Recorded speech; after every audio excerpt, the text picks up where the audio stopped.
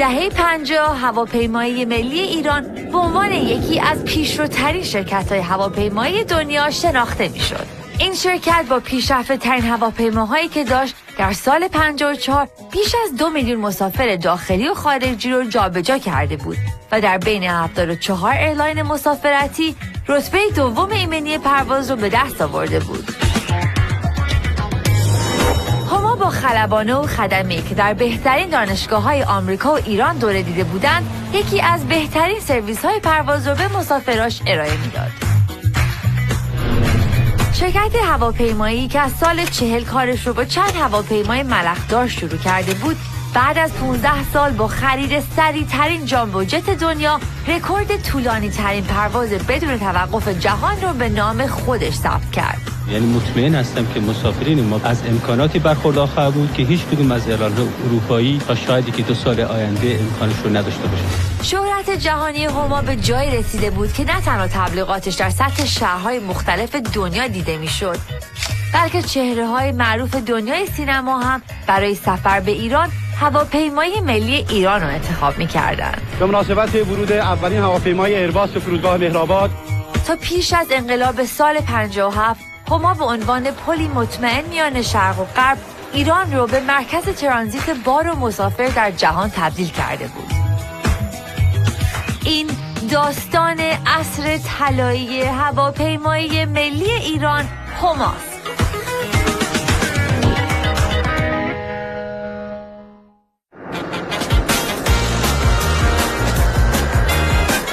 سال 1349 با افزایش تعداد هواپیماهای جتی که میتونستن مسافرای زیادی رو با سرعت بیشتری و در زمان کمتری تو دنیا جابجا کنن، محبوبیت سفرهای هوایی روز به روز بیشتر میشد.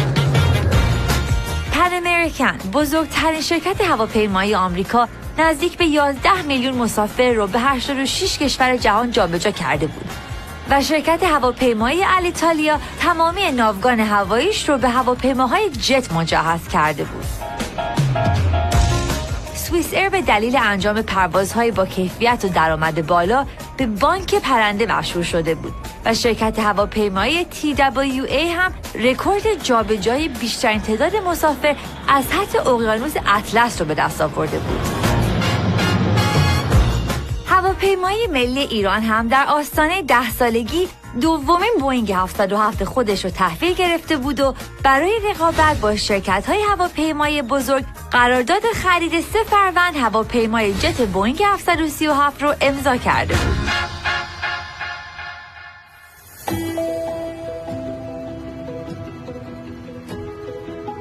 آبان ماه 1349 نمایندگان 104 شرکت هواپیمایی از 78 کشور جهان برای حضور در 26مین نشست انجمن بین‌المللی حمل و نقل هوایی به تهران سفر کردند. هما نه تنها به عنوان میزبان سازمانی که وظیفش ایجاد قوانین و راهکارهای هماهنگ بین شرکت‌های هواپیمایی بود انتخاب شده بود، بلکه تیمسار سپهبد خادمی مدیر عامل این شرکت هم به مدت 1 سال ریاست این سازمان رو به عهده گرفته بود. در مراسم افتتاحیه این نشست، تیمسار خادمی برای مقابله با هواپیما ربایی که به یکی از بزرگترین نگرانی‌های شرکت‌های هواپیمایی تبدیل شده بود، طرحی رو پیشنهاد داد که در آن به ایجاد یک سیستم امنیتی بین‌المللی در فرودگاه‌ها، استفاده از تکنیک‌های جدید برای کنترل مسافران و تبادل اطلاع در سطح بالا بین کشورها تاکید شده بود.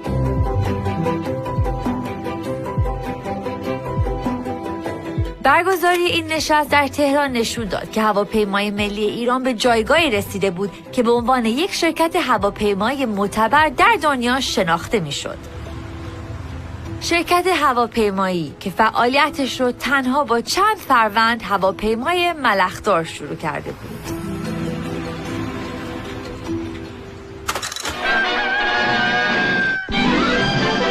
سالهای ابتدایی دهه 40 برنامه‌های عمرانی زیادی در ایران شروع شد.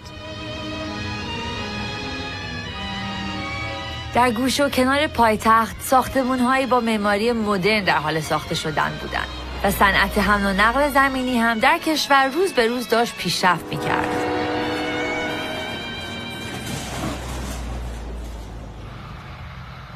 اما تو این دوران دو شرکت هواپیمایی که در ایران بودن با مشکلات مختلفی روبرو بودن و توانایی توسعه فعالیتاشون رو نداشتن. همین شد که شاه تصمیم گرفت با ادغام دو شرکت پرژن ایر سرویس و ایرانیان ایرویز و ملی کردن هواپیمایی کشور این صنعت رو در سطح بین‌المللی توسعه بده.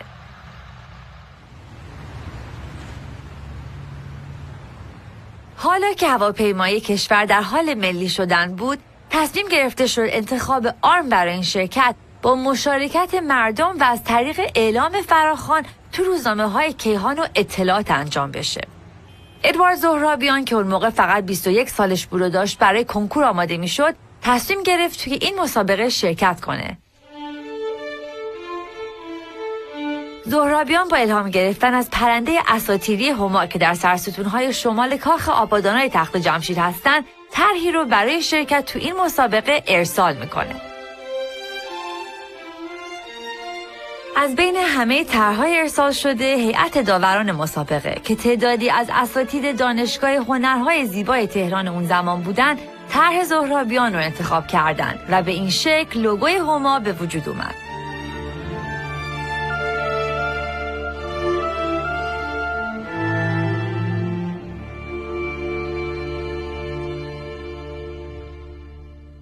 پنجم اسفند ماه سال 1340 شرکت هواپیمایی ملی ایران با سرمایه‌ای معادل 17 میلیون تومان تأسیس شد.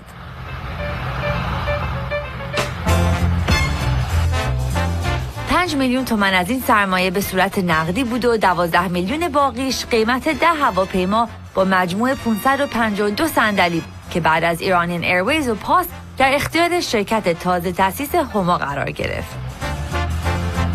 ناوگان هواپیماهای این شرکت رو فقط 4 فروند DC-3، 3 فروند DC-6 و 3 فروند هواپیما از نوع وایکان تشکیل می‌دادند.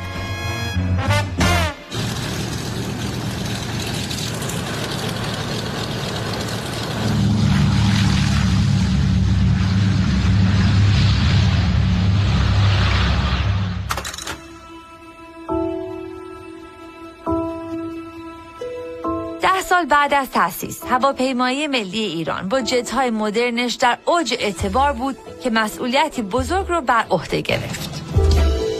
قرار بود به زودی بزرگترین جشن تاریخ با عنوان جشن‌های 2500 ساله شاهنشاهی با حضور رهبران و نمایندگان 69 کشور جهان در ایران برگزار بشه.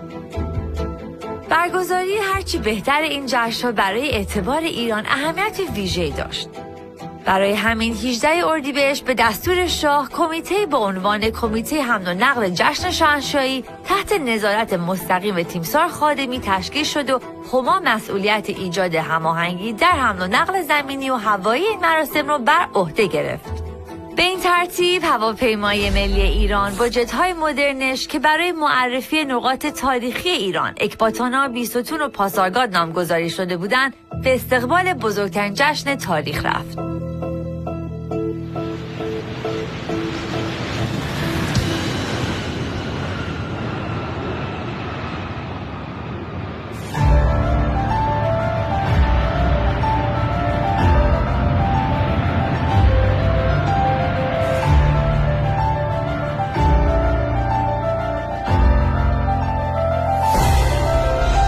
در روزهای برگزاری جشن‌های 2500 ساله، جت‌های هواپیمایی ملی 138 پرواز مسافری، 15 پرواز چارتر و 8 پرواز عادی که جمعاً به تعداد 161 پرواز میرسه رو انجام دادند و هما 8353 مسافر رو در ایران جابجا کرد.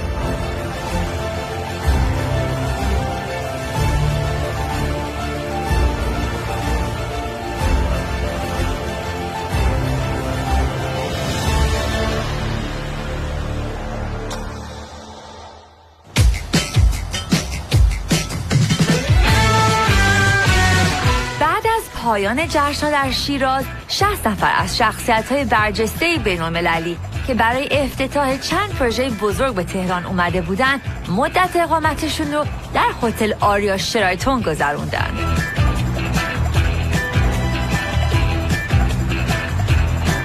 این هتل 204 اتاق با دکوراسیون لوکس و مدرن دانمارکی با همکاری هما و مؤسسه شراتون ساخته شده بود.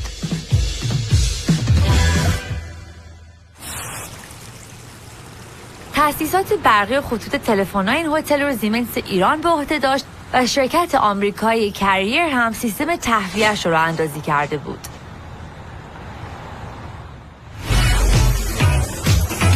آریا شراتون با چند رستوران، سالن کوکتل بار و 2 سالن رقص برای برگزاری مهمونی و عروسی‌ها گنجایش 3000 نفر رو داشت.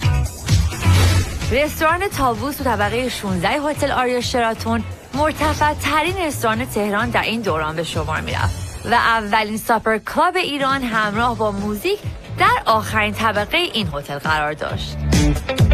با افتتاح این هتل، هما بعد از موفقیتی که در بین شرکت‌های هواپیمایی به دست آورده بود، حالا وارد عرصه صنعت توریسم هم شد.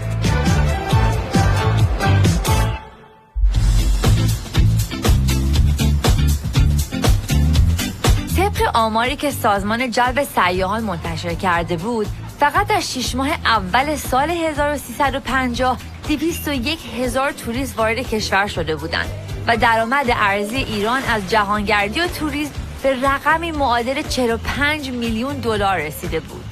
با بالا رفتن تعداد مسافرهای خارجی، هتل‌های بیشتری هم در ایران ساخته می‌شد.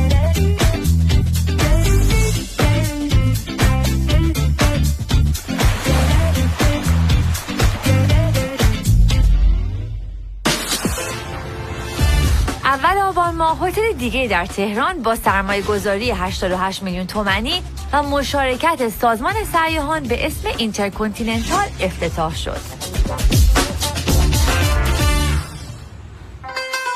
این هتل 13 طبقه با 416 اتاق و چند رستوران آمادگی سرویس دهی به مسافرها با هر سلیقه‌ای رو داشت.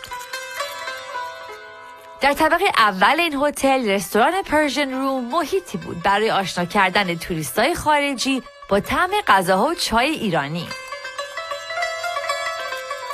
با افتتاح هتل آریا شراتون و اینترکنتیننتال تهران، مجموعه هتل‌های معروف و بین‌المللی پایتخت کامل شد و هر روز به تعداد جهانگردایی که به ایران سفر می‌کردند اضافه می‌شد که جابجایی این حجم از مسافر فقط با جامبو جت امکان پذیر بود.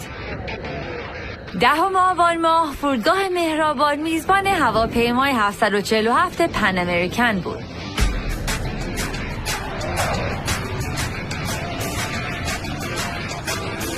پن امریکن به عنوان محبوب ترین شرکت هواپیمایی جهان اولین خط هوایی شد که تهران رو تو برنامه پرواز 747 خودش قرار داد.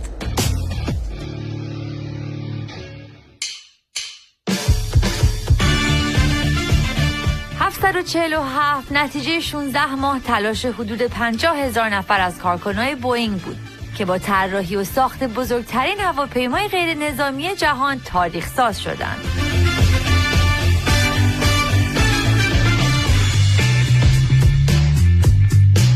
طول بدنه این هواپیما 68.5 متر و دومش به بلندی یک ساختمان 6 طبقه بود. به همین دلیل تولید و مونتاژ اون در بزرگترین کارخانه مونتاژ جهان یعنی هواپیماسازی بوئینگ در اورت واشنگتن انجام شد.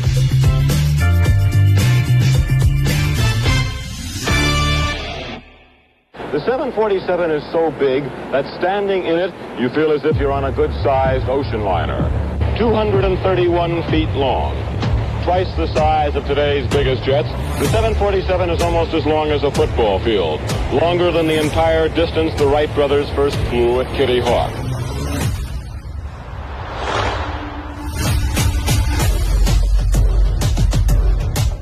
انگیزه ساخت این هواپیمای غول‌پیکر که به دلیل بزرگیش بهش لقب جامبو جت رو داده بودند، کاهش قیمت بلیط‌ها، افزایش تعداد مسافران و بهبود وضعیت ترافیک هوایی بود. 747 با 4 موتور اولین جت مسافربری 2 طبقه دنیا بود که قابلیت جابجایی حد اکثر 490 مسافر رو داشت.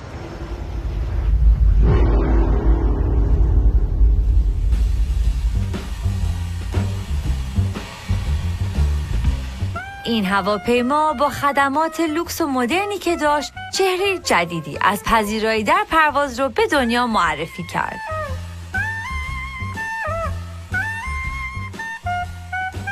با وجود قابلیت‌های 747 تلاش هواپیمای ملی ایران برای تبدیل شدن به یکی از پیشروترین خطوط هوایی جهان دلیلی شد تا هما به سراغ خرید سریع‌ترین و مدرن‌ترین هواپیمای جهان بره.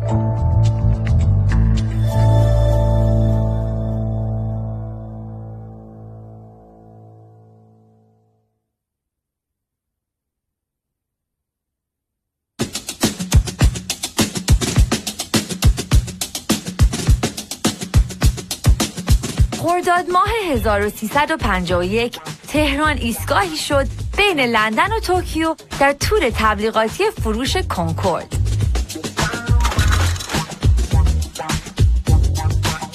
هواپیمای مافوق صوت کنکورد محصول مشترک دو کشور فرانسه و بریتانیا با سرعت تیکاف 400 کیلومتر و با سرعت کروز 2160 کیلومتر در ساعت میتونست فاصله لندن تا نیویورک رو در کمتر از 3 ساعت و نیم طی کنه. مسافتی که طی کردنش با هواپیمای جت حدود 8 ساعت طول میکشید.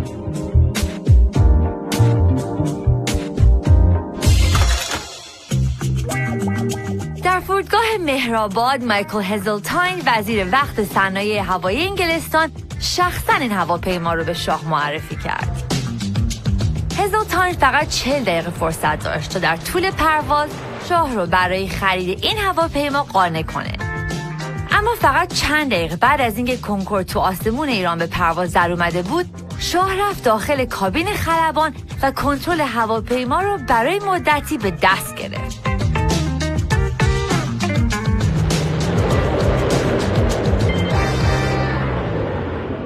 با پایان این پرواز خبرنگارا از شاه در مورد خرید کنکورد پرسیدند.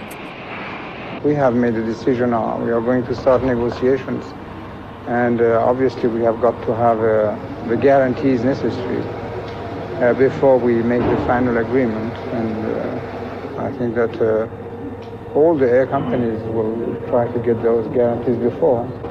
So one can say, Your Majesty, that subject to those guarantees, Iran Air will be buying Concorde. Well, I hope so very much, and I must add that this is not only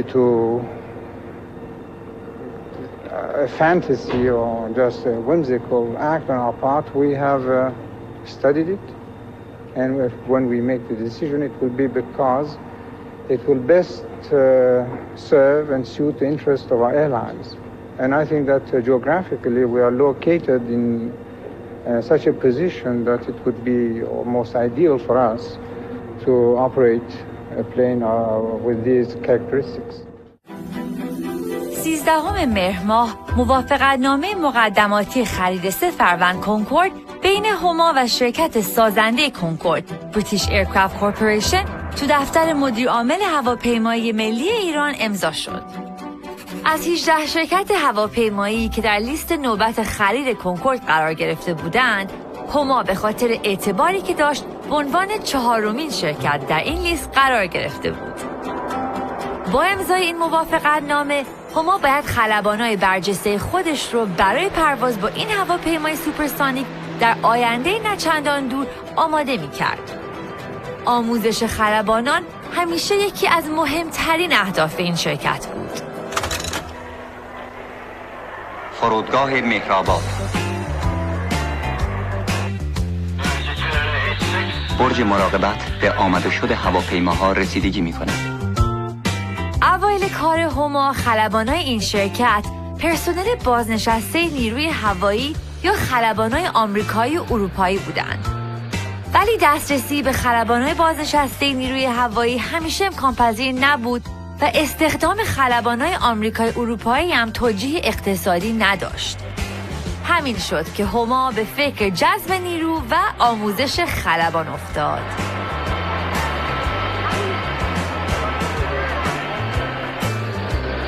در سال 1343 بعد از برگزاری آزمون‌های سخت و فشرده برای اولین بار در تاریخ هواپیمایی تجاری ایران از بین 700 داوطلب 8 جوان نخبه برای گذراندن دوره‌های آموزشی خلبانی هما انتخاب شدند. این گروه بعد از گذراندن دوره‌های آموزشی مثل زبان انگلیسی به آکادمی امریکن فلایرز که یکی از معروف‌ترین مدارس آموزش هوانوردی تو آمریکا بود فرستاده شدند.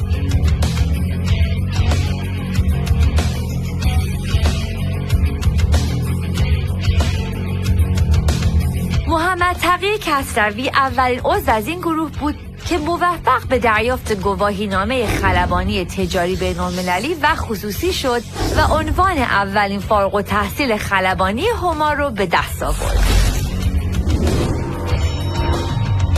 هواپیمای ایران ایر مسافران ایرانی و خارجی را از مشهد به تهران آورده است. با رشد و پیشرفت هواپیمایی ملی ایران، این شرکت برای تکمیل کادر خلبانی خودش رفت سراغ استخدام دانشجو. شرایط هما داشتن سن بین 19 تا 22 سال، دیپلم متوسطه، سلامت جسمانی و روانی، قد حداقل 165 سانتی متری و آشنایی با زبان انگلیسی بود.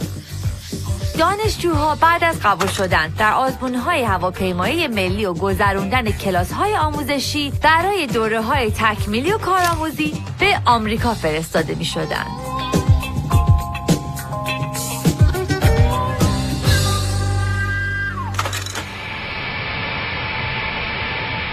تعدادی از خلبانای هما برای آموزش و آشنایی با خصوصیات هواپیمای سوپرسونیک کنکورد به فرانسه رفتند و تمرینات پرواز با این هواپیما رو زیر نظر آندره توخکه، مدیر پروازهای آزمایشی و اولین خلبان کنکورد آغاز کردند.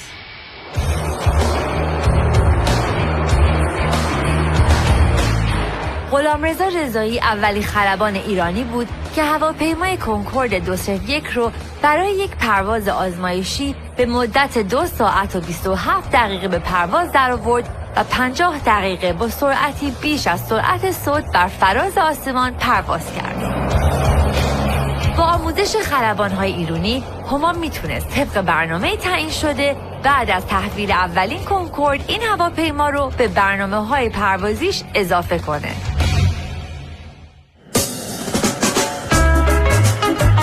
فروردین ماه 1352 همزمان با سال نو، هما میزبان هزاران ایرانی بود که برای حضور در هفته ایران در لبنان به بیروت سفر کرده بودند.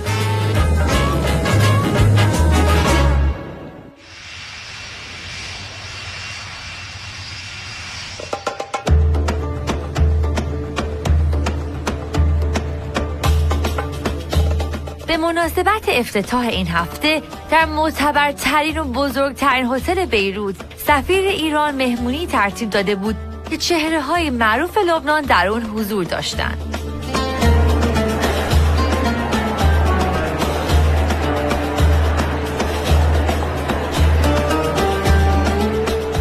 در این مراسم انسیه صرافزاده به عنوان دختر نوروز، بیتا دینولی نفر دوم مسابقه ملکه جهانگردی در کنار ملکه زیبای لبنان به همراه شهرآق داشلو لباسهایی از پارچه‌های قلمکار اصفهان رو به نمایش گذاشتند.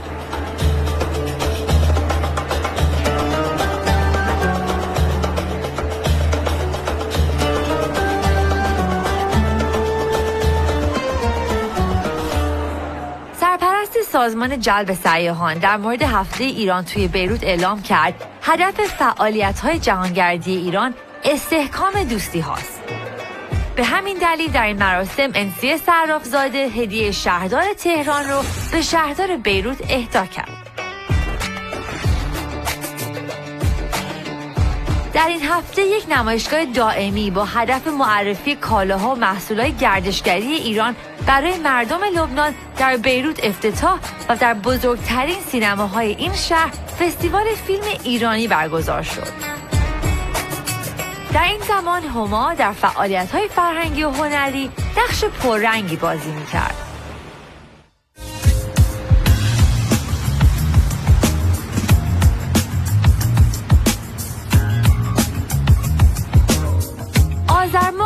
1352 دومین جشنواره فیلم تهران با حضور بازیگر و کارگردانای مطرح ایران و جهان برگزار شد. روزهای برگزاری این جشنواره هما نه تنها مسئولیت سفرهای هوایی چهره‌های سرشناس دنیای سینما رو به عهده داشت، بلکه هتل آریا شراتون میزبان این هنرمندا در مدت اقامتشون تو ایران بود. حضور گروهی از شایسته‌ترین و مشهورترین نمایندگان هنر و صنعت و تجارت سینمایی 50 کشور جهان در این جشنواره فرصت مغتنمی برای آشنایی مستقیم و نزدیکتر با افکار و عقاید و آثار آنان را پدید می‌آورد. چهره‌های مثل کریستوفر لی، هنرپیشه نقش دراکولا، گریگوری پک، هنرپیشه محبوب آمریکایی که با فیلم رئیس به چهره‌ای آشنا برای ایرانیان تبدیل شده بود، در این جشنواره حضور داشتند. گریگوری پک، قبل از ملاقات با رئیس در دومین جشنواره فیلم تهران مجموعاً 107 فیلم در قسمت‌های مسابقه، اطلاعات، چشمانداز سینمای آفریقا، مرور بر آثار و تعداد کثیری فیلم در قسمت بازار به نمایش در می‌آید. بعد از جشنواره هنرمندا و شخصیت‌های مطرح جهان با جت‌های هما به کشور خودشون برگشتند.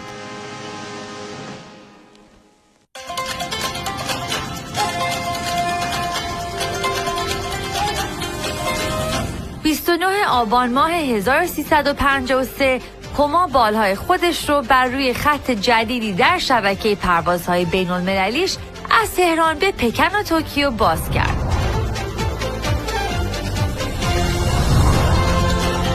با این پرواز جدید هما از دامن کوه دماوند بلند می شد و با فرود در دامن کوه فوجی دو کشور باستانی رو به هم پیوند می داد.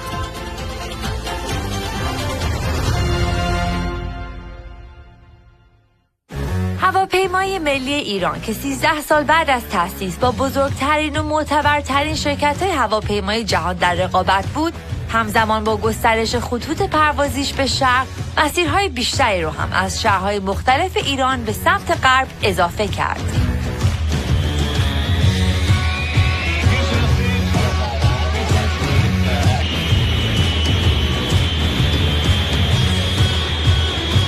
اولین پرواز مستقیم هما بین خوزستان و اروپا از طریق آتن به مقصد فرانکفورت و لندن انجام شد.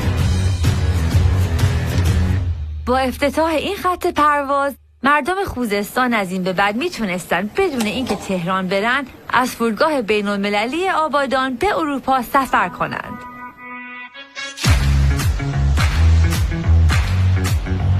هما در آغاز فعالیتش دورترین نقطه پروازیش به غرب بغداد بود که تنها 2 بار در هفته انجام میشد. ولی الان 16 پرواز هفتگی به اروپا داشت که 4 پرواز اون به لندن و 2 پرواز دیگرش به آلمان بودند.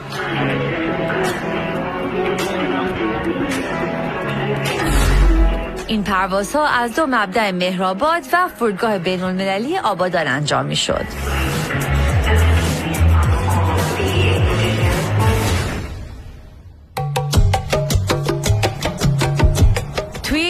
با رشد و توسعه پالایشگاه نفت آبادان، جمعیت مهاجری که از شهرها و کشورهای مختلف به آبادان سفر می‌کردند بیشتر شده بود. در شهر صنعتی آبادان 16,000 واحد مسکونی با امکانات روز مثل باشگاه‌های بیلیارد و چوگان ساخته شد و هتل بین‌المللی آبادان پذیرای مهمان‌های این شهر بود.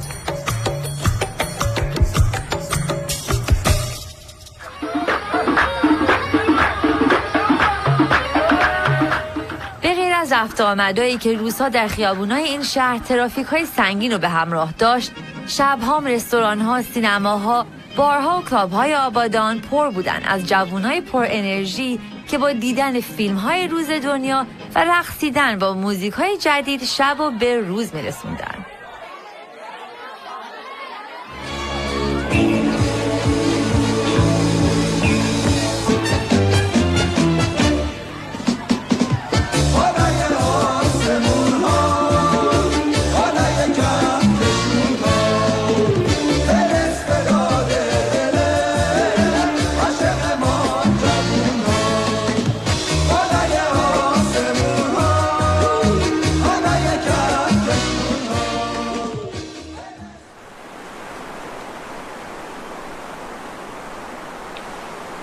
ساعت 2:50 بعد از ظهر روز پنجشنبه 14 آذر ماه سال 1353 قسمتی از سقف فرودگاه مهرآباد به دلیل بارش سنگین برف ریزش کرد. با اینکه گروه امداد با سرعت عمل و اقدام به موقع تونستن جان تعدادی از مجروحا رو نجات بدن، اما در این حادثه 16 نفر کشته و 11 نفر هم به شدت مجروح شدند.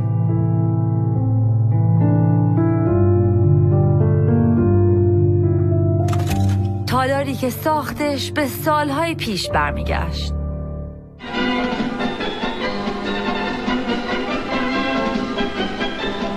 فرودگاه مهرآباد که توسط سازمان برنامه از درآمد نفت ایران تکمیل و تجهیز گشته از مهمترین و مجهزترین فرودگاه‌های بین‌المللی است.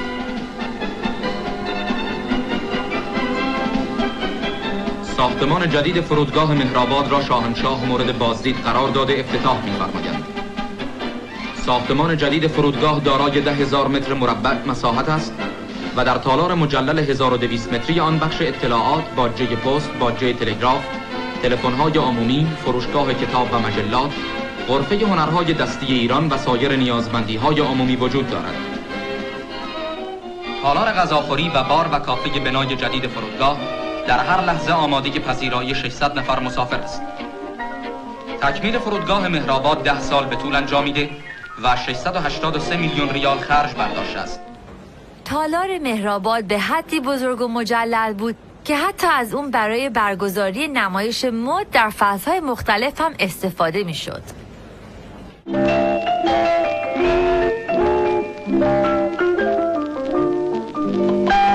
مجلسی است گرم و صمیمانه و پرجوش و خروش در سالن مجلل فرودگاه مدرن مهرآباد با شرکت عده‌ای از برجسته‌ترین بانوان ایرانی و خارجی مقیم پایتخت که برای دیدن کلکسیون لباس‌های پاییزه و زمستانی سال 1339 نسرین حضور به هم رساندند. توتی لباسی است که لیتا معرفی می‌کند. پالتوی سبز با یقه پوست سیاه. روی درزهای پالتو با ابریشم سیاه دوخته شده. لباس زیر پالتو بلوز ژرسه مشکی است با دامنی از جنس خود پالتو.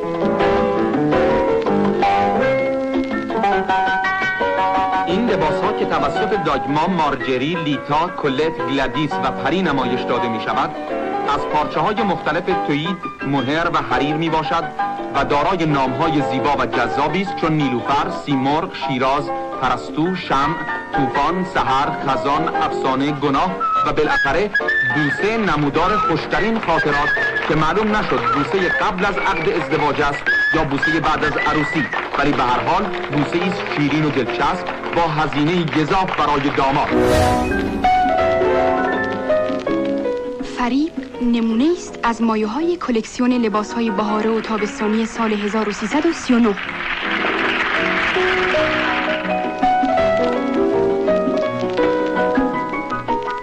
موج مایه سفید ساده است با رومایه‌ای گل بوته‌دار که با 2 بند بلند بسته می شود. ساحل مایه لیمویی رنگی است با پیشسینه سفید و رومایه‌ای لیمویی رنگ. این لباس‌ها در سالن مجلل فرودگاه مهرآباد طی مراسم جشن باشکوهی در معرض تماشای عده‌ای از بانوان با سلیقه و شیک‌پوش پایتخت قرار گرفته است.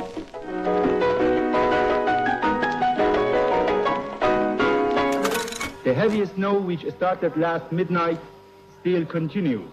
با وجود اینکه بعد از این حادثه کار پاکسازی سالن و بازسازی سقف فرودگاه به سرعت آغاز شد، اما مهرآباد به دلیل حجم بالای ترافیک هوایی تهران ظرفیت این تعداد از مسافر رو نداشت.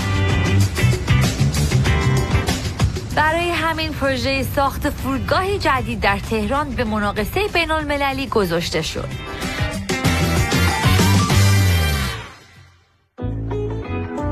با انتخاب سازمان برنامه، پیمانکاری که فرودگاه‌های جدید اورلی پاریس و دالاس رو احداث کرده بود، برنده این مناقصه شد و کار ساخت پروژه فرودگاه بزرگ تهران رو بر عهده گرفت. فرودگاه بزرگ بین‌المللی تهران 4 باند پروازی و 5 ترمینال مسافری خواهد داشت و طبق پیش‌بینی‌ها بعد از تکمیل هر دقیقه 1 هواپیما در این فرودگاه به روی زمین خواهد نشست. با آغاز ساخت پروژه فرودگاه جدید تهران قدم بزرگی برای رفع مشکل حجم ترافیک هوایی تهران برداشته شد و هما که برای رقابت با شرکت‌های هواپیمایی بزرگ مثل پن امریکن به دنبال انجام پرواز بدون توقف بود به سراغ شرکت بوئینگ رفت و سفارش ساخت بلند پروازترین و سریعترین جامبو جت رو به این شرکت داد.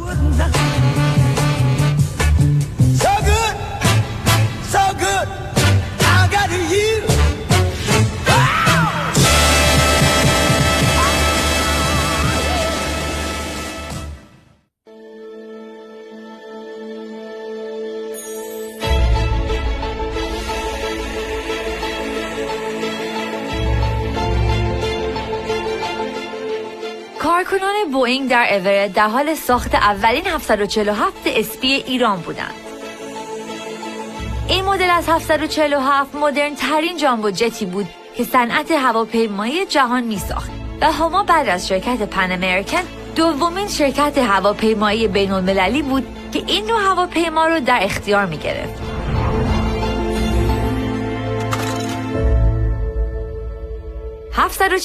اسپی 13 تیر ماه سال 1354 اولین پرواز آزمایشی خودش رو انجام داد.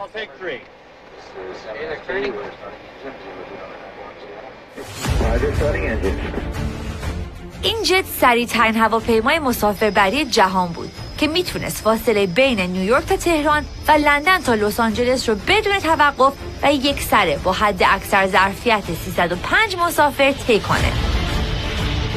طول این مدل از 747 14 متر از نمونه استاندارد کوتاه‌تر بود که همین ویژگی دلیلی شده بود تا 747 اسپی بتونه در ارتفاع بالاتری نسبت به بقیه هواپیماها در مسیرهای هوایی که ترافیک کمتری دارند با حد اکثر سرعت پرواز کنه.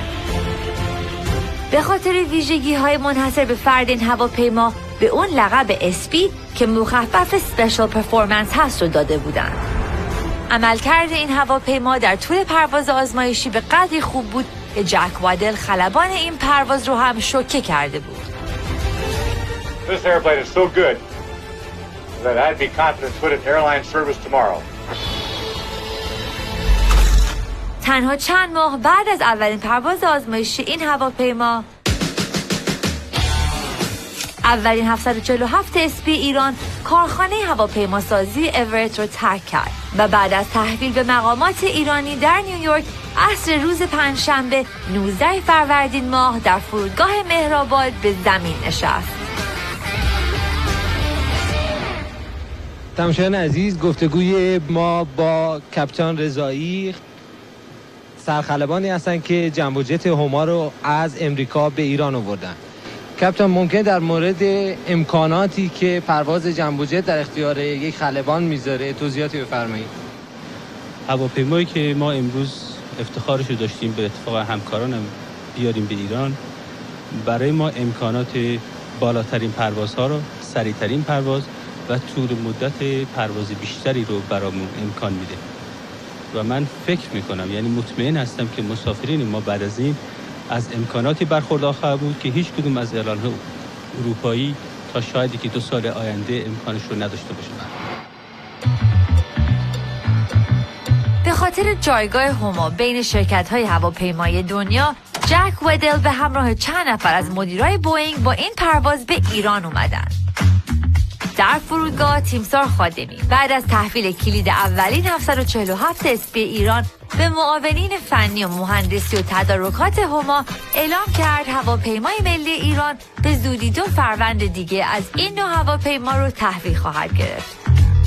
نوع دیگر از این هواپیما خریداری کرده ایم که در اواخر شهریور ماه خواهد آمد و 3مین هواپیمایی خواهد بود از جمبو جت ها که ما تحویل میگیریم. اون به طور عادی نزدیک 400 نفر و حد اکثر بیش از 500 نفر مسافر میگیره. تیمسار خادمی همینطور اعلام کرد هواپیمای ملی ایران برای خرید این مدل از هواپیمای جامبو جت و وسایل یدکی اون 482 میلیون تومان هزینه کرده.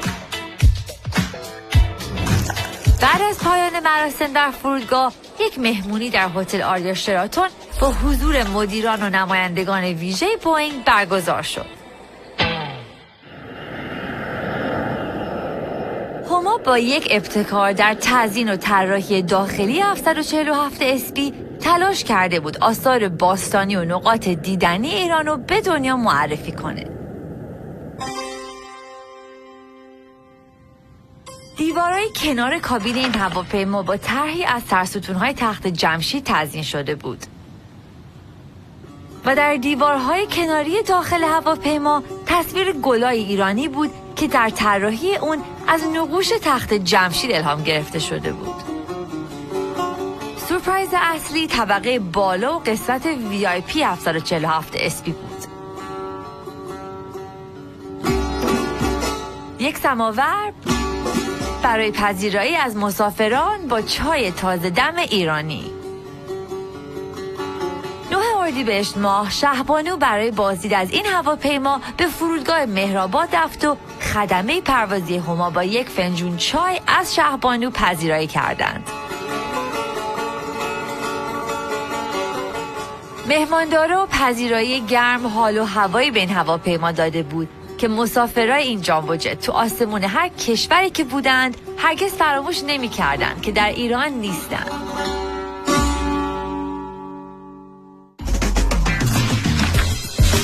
مهماندارای هواپیمای ملی ایران بعد از گذراندن دوره‌های آموزشی در مدرسه عالی مهمانداری و خدمات پروازی در این شرکت مشغول به کار می‌شدند.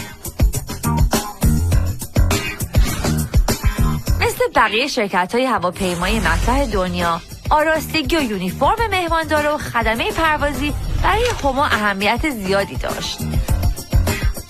اولش طرح یونیفرم‌های مهماندارای هما سرمه‌ای و آبی بود که شباهت زیادی به لباس‌های مهماندارای پن امریکن داشت. اما کم کم با رشد و گسترش شبکه پروازی هما و افزایش مهماندارای این شرکت، یونیفرم مهماندارا هم تغییر کرد.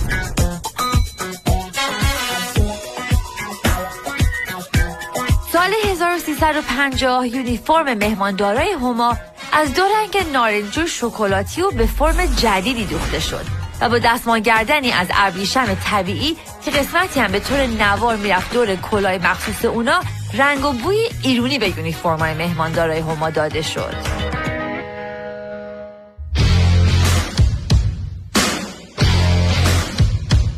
همزمان به آغاز 14مین سال تأسیس هما در هتل آریا شراتون از لباس جدید مهماندارای هما رونمایی شد.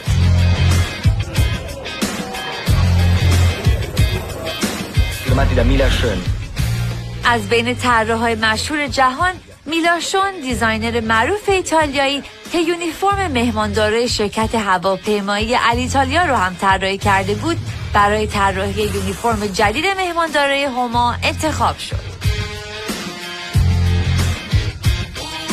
میلاشون با در نظر گرفتن خصوصیات فرهنگی و سنتی ملی ایران یونیفرم‌های جدید رو طراحی کرد.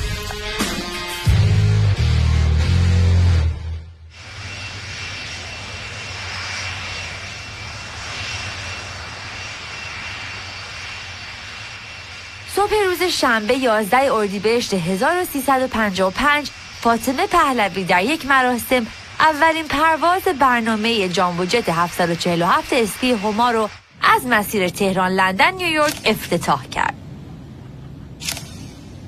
در این پرواز ویژه مهماندارای هما برای معرفی فرهنگ ایران به دنیا لباس‌های اقوام مختلف کشور رو به جای یونیفرم‌های خودشون پوشیده بودند.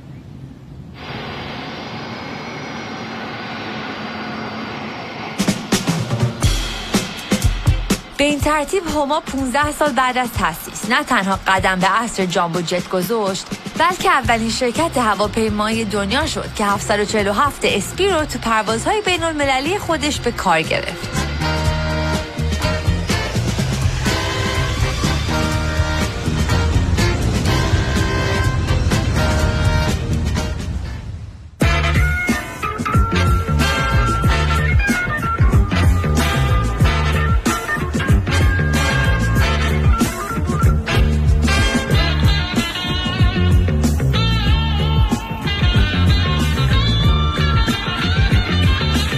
بعد از فرود این هواپیما در فرودگاه کندی نیویورک، خدمه پرواز مورد استقبال مسافران این فرودگاه قرار گرفتند. در این مراسم سرکنسول ایران در نیویورک هم حضور داشت. هما که با انجام این پرواز تهران را از مسیر لندن به نیویورک بست کرده بود، در تلاش بود تا با انجام طولانی ترین پرواز بدون توقف بین نیویورک و تهران به یکی از پیشروترین شرکت‌های هواپیمایی دنیا تبدیل بشه.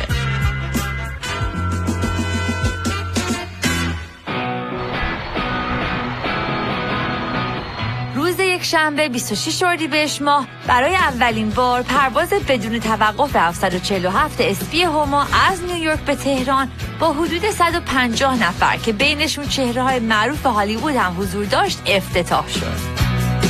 به دعوت هواپیمای ملی ایران در این پرواز ستاره‌های مشهوری مثل الیزابت تیلر که با فیلم کلئوپاترا به یکی از محبوب‌ترین بازیگرای هالیوودی برای ایرانی‌ها تبدیل شده بود و کانی استیونز بازیگر و خواننده معروف آمریکایی به همراه تعدادی از روزنامه‌نگارا و بازرگان‌های آمریکایی حضور داشتند. اردشیر زاهدی سفیر ایران در واشنگتن مهمانان هما و الیزابت تیلور رو در فرودگاه نیویورک همراهی می‌کرد. در طول مدت این پرواز مهمانداران هما از مسافرین ویژه با غذاهای متنوع، شامپاین و خاویار و چای ایرانی پذیرایی کردند. کیترینگ هواپیمایی ملی از سال 1350 با ریاست ژوبین شکوهیان که فارغ التحصیل رشته مدیریت هتل از دانشگاه سان فرانسیسکو بود، به یکی از مدرن ترین کیترینگ ها در سطح جهان تبدیل شده بود.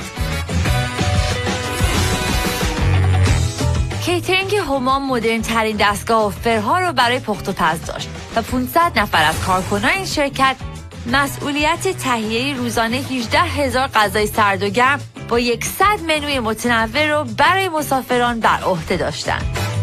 در حالی که شرکت‌های هواپیمایی دیگه مثل سعودی ایرلاین برای تهیه غذاهاشون با شرکت‌های خارجی قرارداد می‌بستند، استاندارد و کیفیت مواد اولیه کیترینگ هما به حدی بالا بود که آشپزخونه این شرکت به غیر از هواپیمای ملی تهیه غذا برای چند شرکت هواپیمایی بزرگ مثل پن امریکن که به ایران پرواز می‌کردند رو هم به عهده داشت.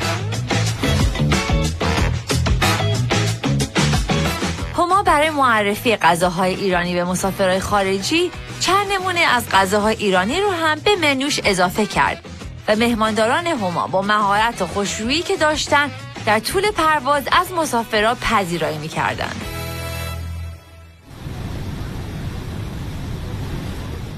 هواپیمای 747 اسپی هما فاصله نیویورک تهران رو در مدت 11 ساعت و 15 دقیقه، یعنی 4 ساعت کمتر از هواپیماهای سایر شرکت‌های هواپیمایی طی کرد و مسافرای این پرواز از جمله الیزابت تیلر در فرودگاه مهرآباد مورد استقبال مقامات ایرانی قرار گرفتند.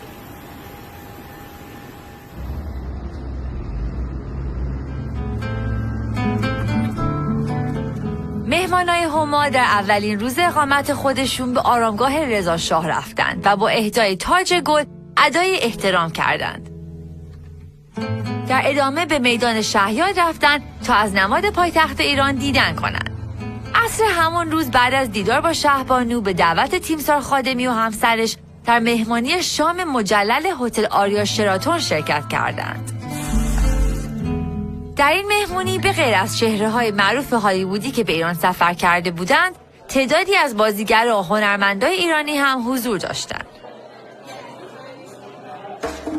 در این مراسم که به سبک سنتی برگزار شده بود، مهمانان روی فرش‌های ایرانی به تماشای رقص و موزیک نشستند.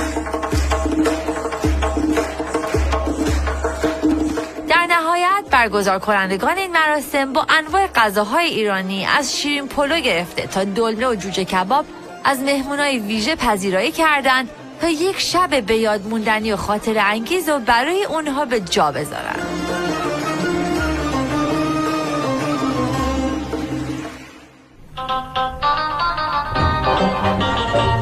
با وجود برنامه‌های متنوعی که هواپیمای ملی در نظر گرفته بود، تعدادی از مهمان‌ها برای خرید فرش، گلیم و صنایع دستی به بازار رفتند.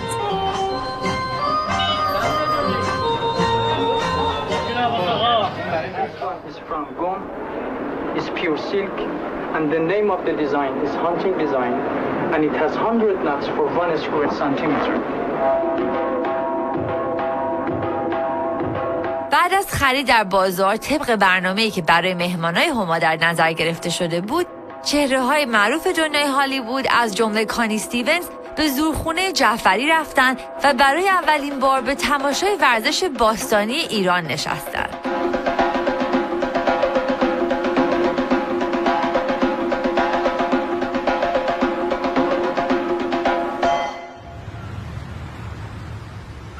سفر چند روزه هنرمندای آمریکایی به ایران تنها به گشت و گذار در تهران خلاصه نمی‌شد.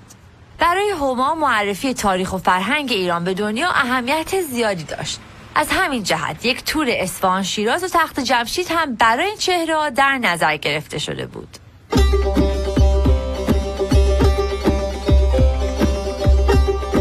در این دوران اصفهان در لیست محبوب ترین شهرهای دنیا در کنار پاریس، فلورانس و گرانادا قرار گرفته بود و در بین جهانگردان میدان نقش جهان شهرتی مثل شهرت میدان سن مارکوی ونیز پیدا کرده بود.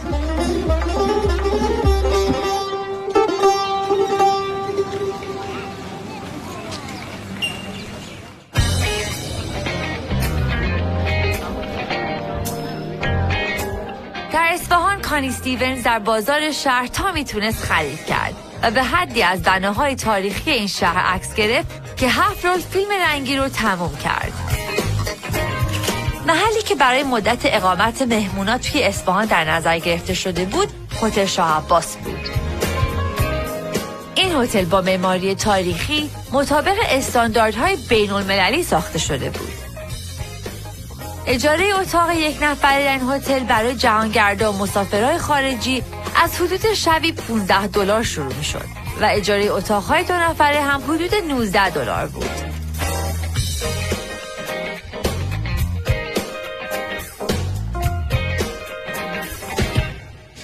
به غیر از هتل شاه عباس، چند هتل مدرن دیگه با امکانات روز مثل هتل کوروش ساخته شده بود که هر سال پذیرای هزاران جهانگردی بود که به این شهر سفر می‌کردند.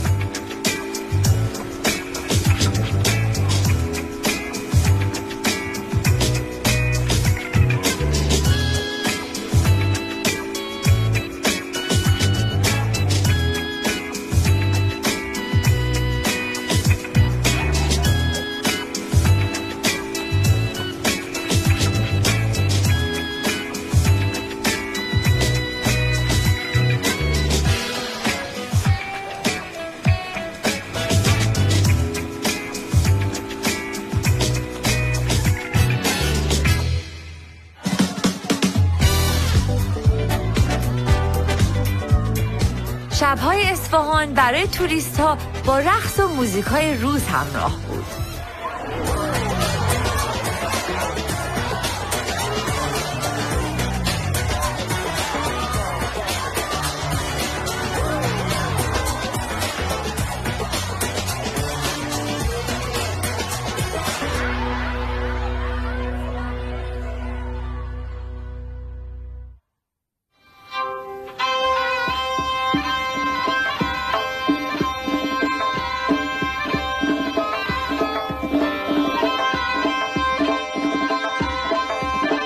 در تور شیراز مهمون‌های هما مستقیما از فرودگاه به تخت جمشید رفتند.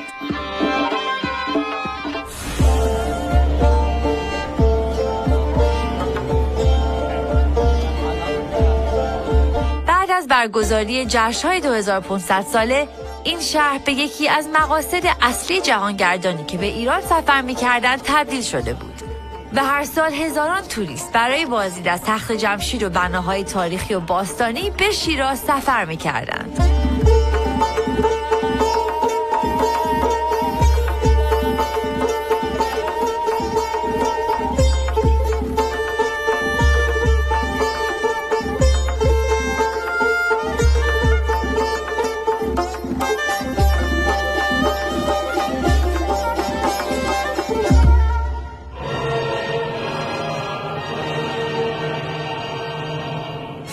مهمانای ویژه هما شب در تخت جمشید به تماشای اجرای دیدنی نور و سزا نشستند اجرایی که خاطره به یاد موندنی از سفر به ایران رو براشون رقم زد.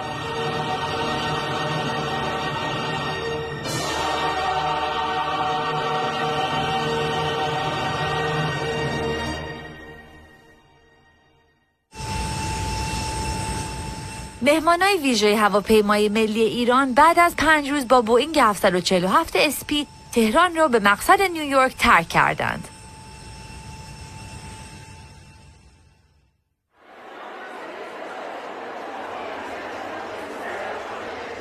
با وجود اینکه 747 اسپی برای انجام پروازهای بدون توقف خریداری شده بود، اما هواپیمای ملی ایران از جامبو جت‌های خودش فقط برای مقاصد آمریکا و اروپا استفاده نمی‌کرد.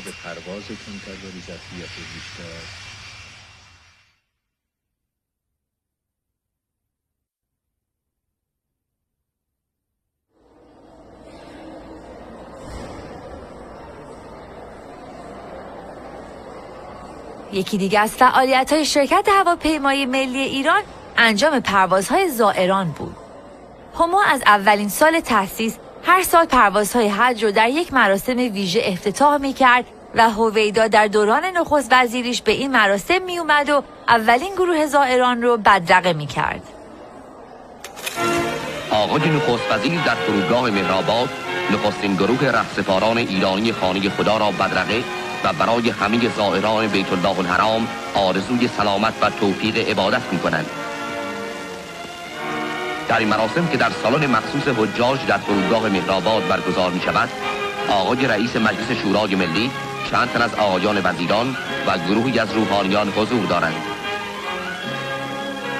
آقای نخست وزیر طی سخنانی تصریح می کنند که در کشور ما به موازات کوشش در راه پیشرفت‌های اقتصادی و علمی به تقویت مبانی دینی و اخلاقی نیز توجه بسیار می شود تا جامعه ما از حیث ماده و معنا، علم و اخلاق هر دو تحرک و پیشرفت داشته باشد.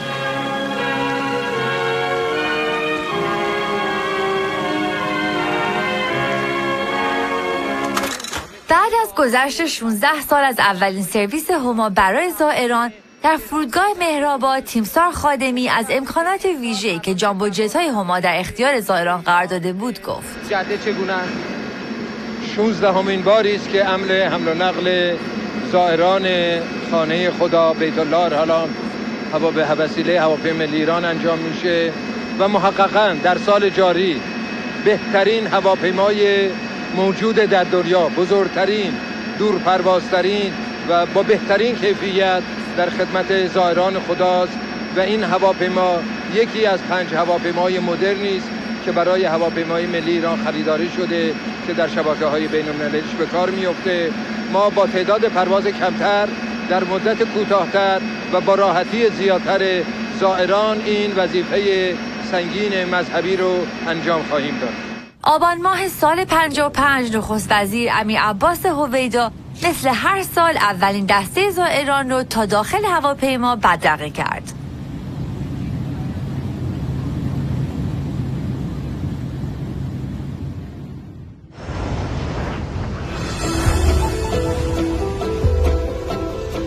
هما شبکه پروازی خودش رو در 4 قاره جهان گسترش داد و جت‌های بوئینگ این شرکت شهرهای مهم و بزرگ این 4 قاره رو به هم وصل می‌کردند. به مدد پروازهای هوایی و کوتاه شدن فاصله ها، صنعت جهانگردی که از عوامل کسب آشنایی و شناخت بیشتر اجتماعات مختلفی باشد، توسعه یافته است. با بیشتر شدن خطوط پروازی و بالا رفتن تعداد مسافرها، هما یه تغییر اساسی در سیستم اداریش به وجود آورد. بعد از مطالعه و برنامه‌ریزی 4 ساله با همکاری شرکت هواپیمایی KLM و مخابرات ایران، مرکز کامپیوتر هما یکی از پیشرفته ترین مراکز کامپیوتری در غرب آسیا با هزینه $10 میلیون برای تامین نیازهای 10 ساله این شرکت ساخته شد. طبق برآوردهای اولیه، سوددهی این سیستم طی 10 سال آینده به رقمی معادل $40 میلیون میرسید. برای آمادگی کار با سیستم کامپیوتری رزرواسیون، هما 500 نفر از نیروی انسانی خودش رو به مدت 6 ماه به کلاس‌های آموزشی فرستاد و با به کارگیری این نیروها پروسه تهیه بلیط و اطلاع از وضعیت تعداد صندلی‌های موجود که قبلاً بین 4 تا 24 ساعت طول می‌کشید فقط در طول 4 ثانیه انجام می‌شد.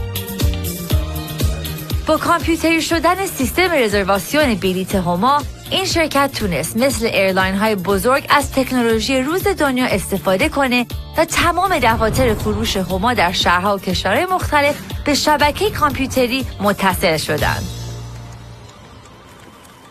هما با افزایش تعداد دفاتر فروش خودش در بهترین مناطق شهرها و کشورهای مختلف شرایطی رو برای مشتریانش فراهم کرده بود که در هر کشوری که بودن بتونن به راحتی بلیطاشون رو تهیه کنن. این پیشرفت‌های هما باعث شد تا مسافرای خارجی و جهانگردای بیشتری راحت‌تر به ایران سفر کنند. The Ministry of Economy now on our right. We are approaching the Arc Square. Arc or Palace. Also, it is known as the place where the Imperial Majesty lived.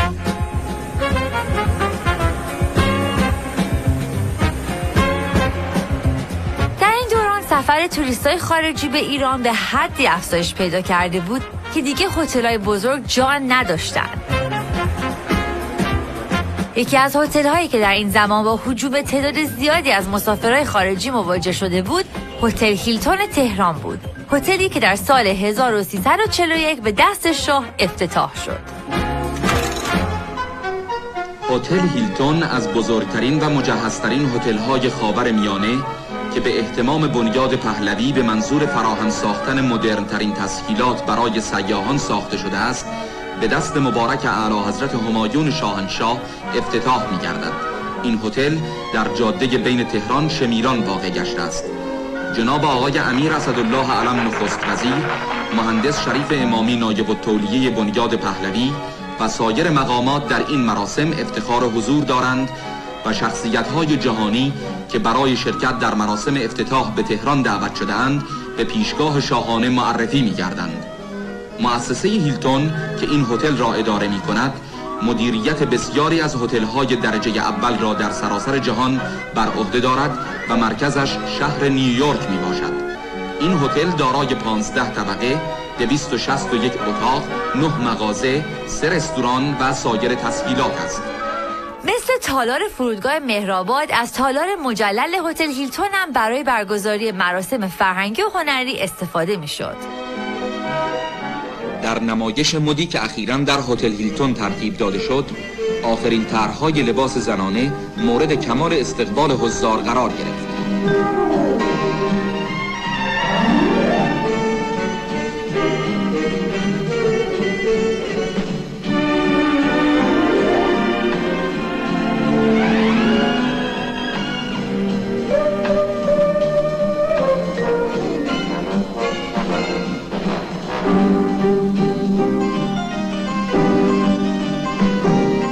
مدهای گوناگونی از پالتوها و 2 پیس‌های جالب پاییز و زمستان تا لباس‌های شب زیبا و مجلل به معرض نمایش گذاشته شد.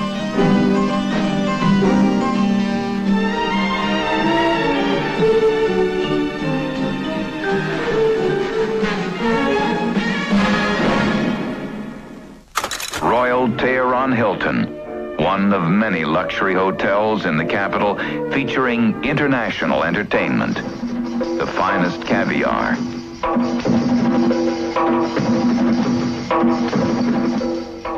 calls for Persian vodka, Iranian wine, enhances the intricate flavors of Iranian cuisine.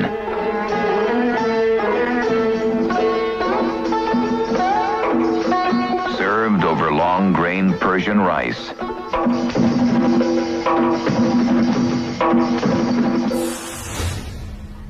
با پر شدن ظرفیت هتل‌های شهرهای مختلف ایران از توریست‌ها و مسافرای خارجی، مسئولین به فکر ساخت هتل‌های بیشتر و افزایش تعداد اتاق‌های هتل‌ها افتادند.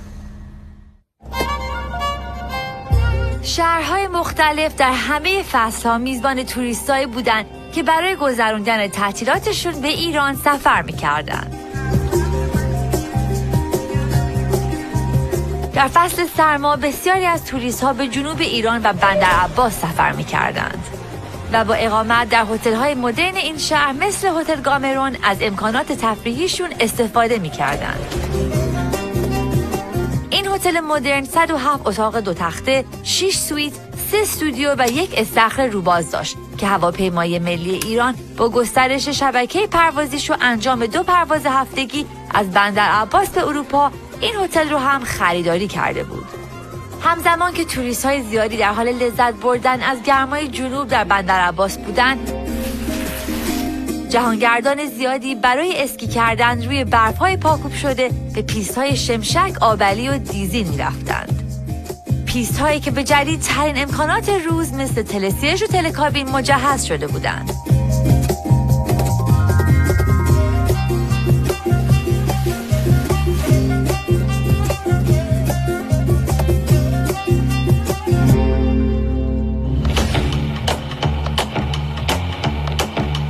صدها کیلومتر دورتر از پایتخت، زمستون‌ها توریست‌های اروپایی برای لذت بردن از سواحل آفتابی و گرم به کیش سفر می‌کردند. این جزیره به خاطر موقعیت جغرافیاییش به یکی از بهترین مکان‌ها برای جهانگردان تبدیل شده بود. به غیر از هتل‌ها و ویلاهای مجلل این جزیره، کازینوها و کلوب‌های کیش همیشه پر بود از مسافرای خارجی که برای تفریح به ایران سفر می‌کردند. توریست‌ها می‌تونستن از بوتیک‌های شیک این جزیره معروف‌ترین مارک‌های روز دنیا رو خریداری کنن و از گذروندن اوقات خودشون لذت ببرن. در طرح توسعه جزیره کیش تمامی امکانات برای تبدیل شدن این جزیره کوچیک به لاس وگاس منطقه پیش بینی شده بود. در شمال ایران هتل‌های زیادی با معماری مدرن و امکانات روز مثل هتل هایت چالو ساخته شده بودند که جهانگردانی رو که به قایقرانی بادبانی و شنا در دریا علاقه داشتند به سمت شهرهای شمالی ایران می‌کشوندند.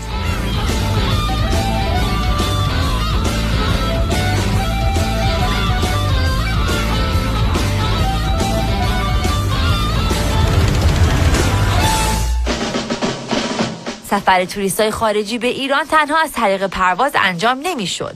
سالانه هزاران جهانگرد از مرزهای زمینی وارد ایران می‌شدند. به مدد گذرگاه‌های مطمئن صنعت جهانگردی توسعه می‌یابد.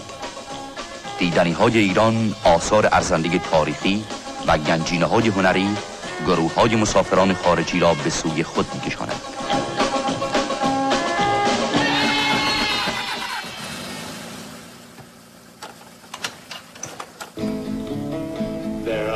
Things to worry about.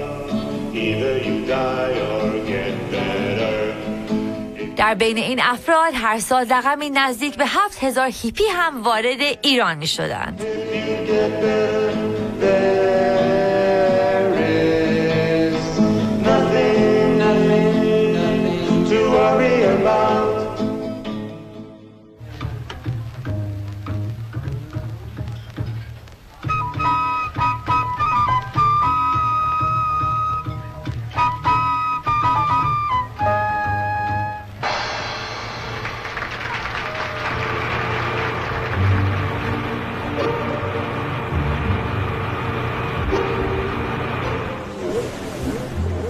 ایران از بهترین جاذبه‌های جهانگردی برخوردار بود.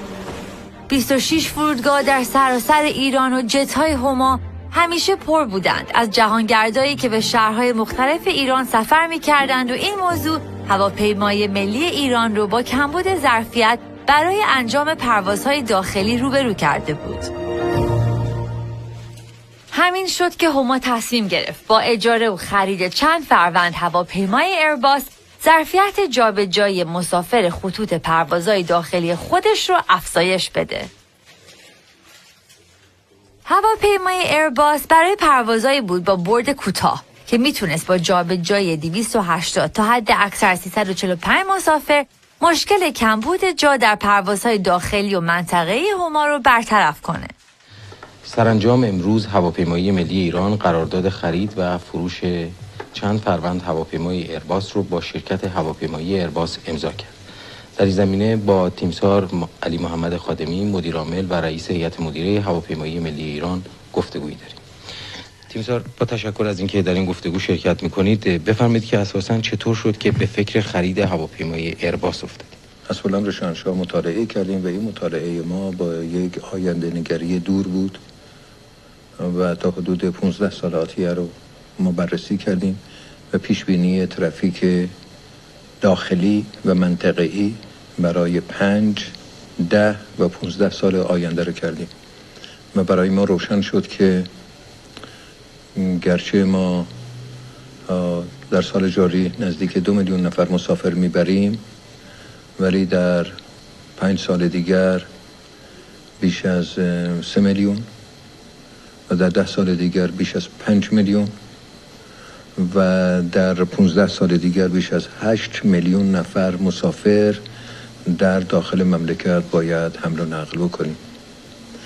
به این تعداد مسافر برای 5 سال دیگر 500,000، 10 سال دیگر 700,000 و 15 سال دیگر 900,000 مسافر منطقه‌ای به خصوص مسافرین خلیج فارس رو باید اضافه کرد.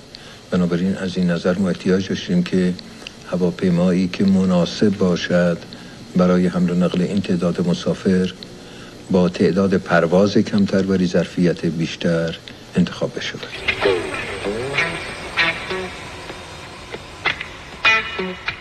اسفند ماه اولین فروند از 2 فروند هواپیمای ایرباس اجاره‌ای هما بر روی باند فرودگاه مهرآباد نشست. بینندگان ارجمند سیمای ایران، سلام بر شما. از فرودگاه مهرآباد با شما صحبت می‌کنم.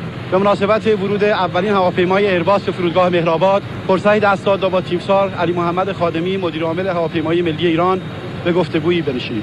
تیمسار در مورد تعداد پروازهایی که در هفته به نقاط مختلف مملکت خواهد داشت ممکنه توضیحاتی بدن؟ هر فرونده از این هواپیماها حداقل 3 پرواز در روز انجام خواهند داد با توجه به اینکه ظرفیتشون حدود 300 نفر است.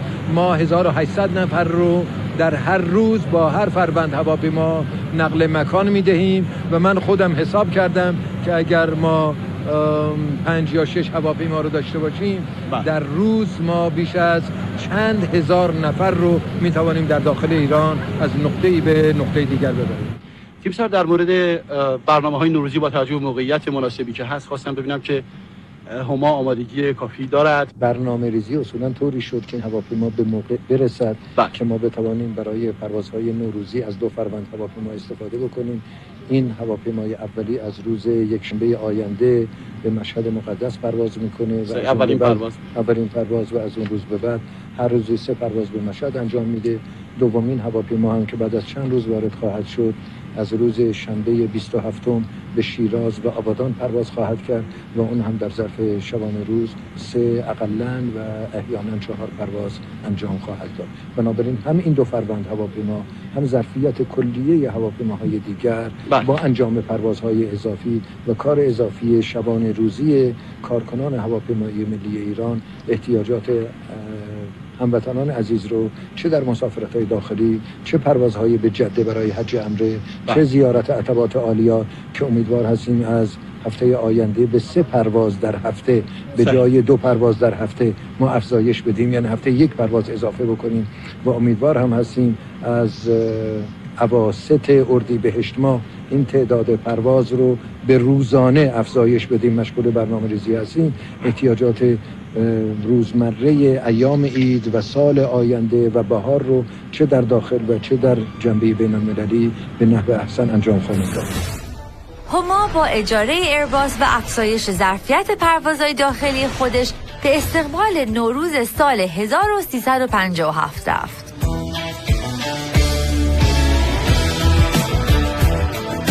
با پیشرفت‌های اقتصادی و به دنبال افزایش سریع درآمد ملی، جمعیت طبقه متوسط بالا رفته بود و این موضوع دلیلی شده بود که سفرهای هوایی چه در داخل کشور و چه به خارج افزایش چشمگیری پیدا کنه.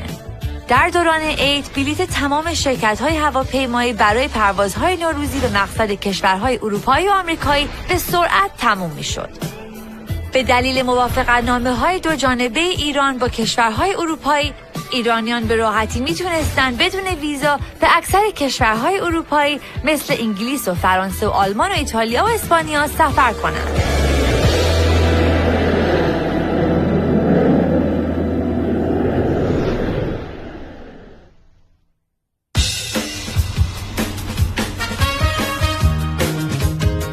ایرانیان با تورهای هواپیمایی ملی که قیمت‌های مناسبی هم داشتن به راحتی به کشورهای مختلف سفر می‌کردند و تعطیلات خودشون رو در دیدنی ترین شهرهای دنیا سپری می‌کردند. در بین شهرهای اروپایی، لندن به یکی از پرطرفدارترین شهرها برای سفرهای تفریحی ایرانیان تبدیل شده بود. در حالی که شهروندان کشورهای هند و آفریقای شرقی برای سفر به انگلیس باید مدت‌ها انتظار می‌کشیدند، برای ایرانی‌ها بعد از ورود به انگلیس به شرط اینکه پول کافی به همراه داشتند، اجازه اقامت 6 ماهه صادر می‌شد. به دلیل ارزش بالای پول ایرانیان به راحتی میتونستن در بانک‌های این شهر پولشون رو به پوند تبدیل کنن و یا با تراول چک‌های ایرانی خریدارشون رو انجام بدن. خانم شما ایرانی هستی؟ بله. در اروپا چی کار میکنی؟ من هر سال برای خرید به اروپا میام و تجربه زیادی در این کار پیدا کردم. بهترین کاری که میکنم اول از بانک اعتبارات ایران تراولر چک میخرم. هیچ وقت یادم نمیره که در بانک اعتبارات ایران به من گفتن تراولر چک پول نقدیه که هیچ وقت گم نمیشه. بانک اعتبارات ایران تنها یک بانک معمولی نیست. 86% جمع جهانگردان ایرانی که به این شهر سفر می‌کردند، خرید از فروشگاه‌ها رو در برنامه‌های خودشون قرار می‌دادند و در حالی که حد متوسط مخارج یک توریست از کشورهای اروپایی به انگلیس 250 پوند بود، توریست‌های ایرانی به طور متوسط در هر سفر به انگلیس 1100 پوند خرج می‌کردند. به گفته نماینده سازمان توریستی انگلستان در تهران، هر ایرانی 3 برابر متوسط توریست‌های کشورهای دیگه خرج می‌کرد.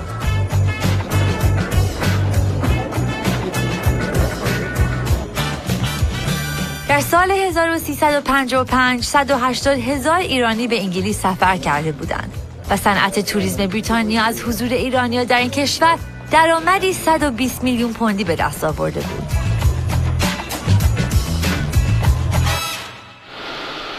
این میزان درآمدزایی از صنعت گردشگری فقط به کشورهای اروپایی محدود نمی‌شد. در سال 1356 600,000 جهانگردی که به ایران سفر کرده بودند بیش از 150 میلیون دلار در ایران خرج کردند. پیشرفت هما در بالا رفتن این آمار تأثیر زیادی داشت. شرکت هواپیمایی که در آغاز کارش فقط در داخل کشور مشغول به فعالیت بود، حالا به بیشتر نقاط جهان پرواز داشت. جت‌های هما از یک طرف تا چین و ژاپن و از طرف دیگه تا نیویورک در آمریکا پرواز می‌کردند. تمام شهرهای بزرگ اروپا زیر بالهای هما قرار گرفته بود و هواپیمای ملی ایران از طریق قاهره در قاره آفریقا هم به اروپا و آمریکا پروازهایی رو انجام میداد. از بین 12 شرکت هواپیمایی که به نیویورک پرواز داشتند، هما تنها شرکتی بود که پرواز بدون توقف به این شهر رو انجام میداد. شهرت جهانی هما به جایی رسیده بود که نه تنها تبلیغاتش در سطح شهرهای مهم دنیا دیده میشد، بلکه تبلیغات رادیویی و تلویزیونی به زبان انگلیسی هم داشت. Here we are in Tehran, the exciting capital of Iran. I boarded this new Iran Air 747 special performance jet in New York City. The non-stop flight took exactly 11 hours and 15 minutes, and we flew 1 mile higher than other jets. So we had an unusually smooth flight. I enjoyed the excellent food, a first-run movie, Persian hospitality, and even slept a little. Now refreshed and relaxed, I'm ready to explore Tehran and all the other pleasures that can be found in the land of 1001 nights. Let Iran Air take you on a journey to adventure you will never forget. Romantic, exciting, breathtaking Iran. Iran Air. We take you there, we take you back. هر سال به تعداد خطوط پروازی این شرکت اضافه می شد و قرار بود به زودی با افتتاح پروازهای هما بین تهران و لس آنجلس شرایط رفت و آمد برای دانشجویان و ایرانیان مقیم لس آنجلس هم راحت تر از قبل بشه. هواپیمای ملی ایران به وسیله جت‌های مدرنش که برای معرفی استان‌های ایران به دنیا با نام‌های خوزستان، فارس، خراسان، آذرآبادگان و کردستان نامگذاری شده بودند، به پلی مطمئن میان آسیا و اروپا تبدیل شده بود. در زمانی که همسایگان ایران هنوز ناوگان هوایی مدرن و فرودگاه‌هایی با استاندارد بین‌المللی نداشتند، پایتخت ایران به قطب خطوط هوایی در سراسر خاورمیانه تبدیل شده بود.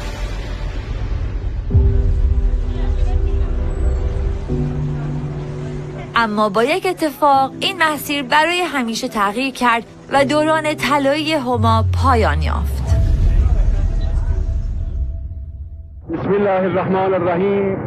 از طرف جامعه روحانیت و قائد عظیم الشأن حضرت آیت الله العظما امام خمینی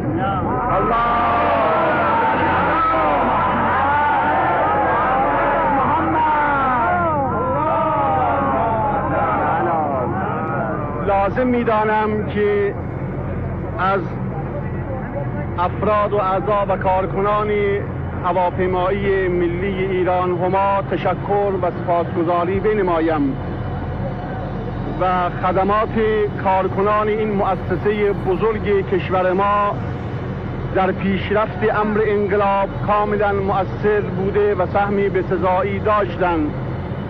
خدا را شکر می‌کنیم ساعت فرا رسید که ملت ایران به آرزوهای دیرینه خود رسیدند و اینک خوشوقتیم و سپاسگزاری انعام و لطفهای خدا هستیم که در افتتاح این خط در روز انقلاب و در عصر انقلاب شرکت می‌کنیم و اولین پرواز هواپیمایی ملی ایران هما را به سوی مشهد مقدس که به نام پیروزی انقلاب نامگذاری شده است افتتاح می‌کنیم و السلام علیکم و رحمت الله و برکاته.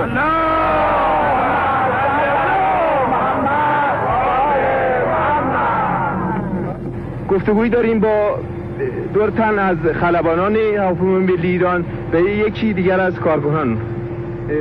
جناب کاپیتان بفرمایید که هواپیمای ملی ایران در شروع کار جدید به وسیله کادر ایرانی به چه ترتیب اداره خواهد؟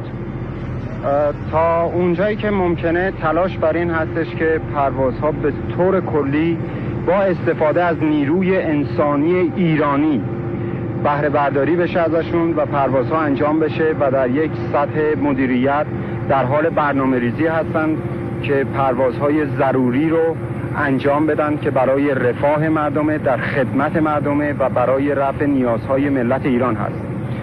و برای پیشبرد این اهداف ما مقدار زیادی نیروی انسانی ایرانی متخصص داریم که در حال حاضر از اونها استفاده می‌کنیم و البته یک مقداری هم خارجی داریم که ما با یک برنامه صحیح و پیش بینی شده سعی خواهیم کرد که به نیروی انسانی خارجی غیر لازم در آینده به خدمتشون خاتمه بدیم و فقط از نیروی انسانی ایرانی استفاده بکنیم و در ضمن اگر لازم بود نیروی انسانی لازم رو تربیت بکنیم در آینده که هواپیمایی ملی ایران کاملا ایرانی بشه، در خدمت ایرانی‌ها باشه و همیشه ایرانی‌ها ازش بهره برداری بکنن. بله، صحبت از انجام پروازهای شد برای ملت و به خاطر ملت.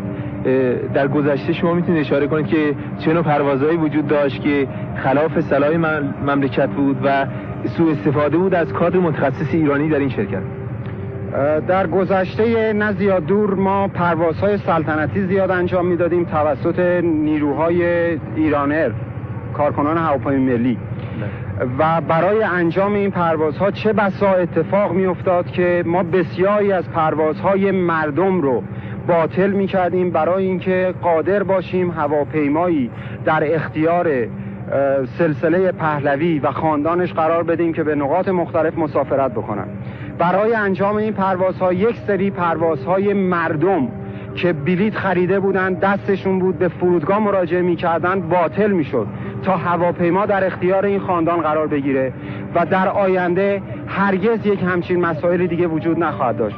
بسیاری از تأخیرهایی که ما داشتیم صرفاً به خاطر روش‌های غلط دولت بود که برای سوء استفاده از این نیروی ملی و این سرمایه ملی برای منافع خصوصی افراد به خصوصی در این مملکت ازشون استفاده میشد. در نتیجه بسیاری از تأخیرهای ما قابل اجتنابه و در آینده ما هرگز نخواهیم داشت و امیدوار هستیم که در آینده یک سرویس کاملا مردمی به مردم ایران بدیم. بله. در زمینه سیستم اداری چه تصفیه شده و برای پاکسازی در آینده برای اینکه کاملا این دستگاه ایرانی باشه و به وسیله متخصصان ایرانی اداره بشه شما اطلاعی دارید؟ ضمن تبریک این پیروزی به ملت ایران لازمه که توضیح بدم هواپیمای ملی ایران توسط تعداد زیادی از مدیران نظامی اداره میشد. سعی شده که دست این افراد از مدیریت هواپیمای ملی کوتاه بشه و همچنین مشاورانی ما داشتیم که اینا در سطح دنیا پراکنده بودن و پولهای هنگفتی در حدود 40,000 تومان 50,000 تومان میگرفتن بدون اینکه کاری داشته باشن یا مثمر ثمر باشن. به طور مثال ما در اسپانیا که هنوز پروازی نداریم و سال طول خواهد کشید که اسپانیا ما پرواز کنیم مشاورانی داریم که در ما 50,000 تومان پول میگیرن و همچنین مثلا اخیراً توسط تیمسار که خلیعت شد مدیرانی از مال قمارخونه کیش که اونجا رو سرپرستی میکردن اینا آمده بودن به نام آقای دیبا و با حقوق 50,000 تومان مشاور شده بودن در اروپا، در صورتی که هیچ نیازی به این افراد نیست. اینا هستن هنوز اینجا؟ یعنی اینا الان تعدادشون از خارج از مملکته که امیدواریم بتونیم به نحوی اینا رو به ایران برگردونیم و تعداد زیادی ما تکنیسیان های خارجی داریم که اینها بدون اینکه تخصص در کارشون باشه صرفا روی روابط و رشوه دادن استخدام شدن. نمونه هایی هست به صورت اینکه حتی افراد فیلیپینی بودن که در مملکت خودشون کفاش بودن و بدون هیچ تخصصی با پول دادن اومدن اینجا استخدام شدن به این صورت که قرارداد بسته بودن که 1,000 تومان 2,000 تومان از حقوق خودشون رو به کسی که استخدام میکنه در ماه بدن و اومده بودن در ایران و فعلا تصمیم گرفته شده که اینا صرفا در رده مکانیک کار کنن تا اینکه ترتیبی داده بشه در مورد اعزامشون اگه احتیاجی نیست که مطمئنم به این افراد احتیاجی نیست و خواهن رفت. شما در مورد عادی شدن پروازها که یعنی کسانی که بخوان مسافرت کنن اطلاعی دارید که به چه ترتیب خواهد بود در فردا؟ پرواز فردامون 5 تا پرواز داریم. یکی به تبریز خواهد بود، یکی مشهد، یکی شیراز و دیگری اصفهان و اهواز و پرواز آخرمون به آبادان خواهد بود. 5 تا پرواز کلا داریم که متاسفانه نمیتونیم بیشتر از این داشته باشیم برای اینکه هواپیمایی 51 روز در اعتصاب بوده، برای راه افتادنش مدتی طول میکشه. پروازهای خارجی هم بعد در آینده معلوم خواهد شد. پروازهای خارجی رو من تماسی که دارم با نخست وزیری فرمودن چون وضع گارد ملی هنوز مشخص نشده، تا موقعی که وضع گارد ملی مشخص نشده ما نمیتونیم پرواز خارجی داشته باشیم و امیدوار هستیم اون اطلاعات ناقصی که من دارم تا اواخر این هفته پروازهای خارجیمون شروع بشه و فقط به دستور جناب آقای بازرگان خواهد بود که فضای خارج ما رو باز بکنن و اجازه پروازها رو به ما بدن.